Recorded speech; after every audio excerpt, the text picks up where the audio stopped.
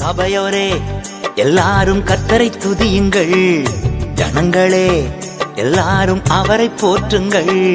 சபையோரே எல்லாரும் கர்த்தரை துதியுங்கள், ஜனங்களே எல்லாரும் அவரை போற்றுங்கள். அவர் நம் மேல் வைத்த கிருபை பெரியது, அவரது இரக்கம் என்றும் உள்ளது. அவர் நம் மேல் வைத்த கிருபை பெரியது, அவரது இரக்கம் என்றும் உள்ளது.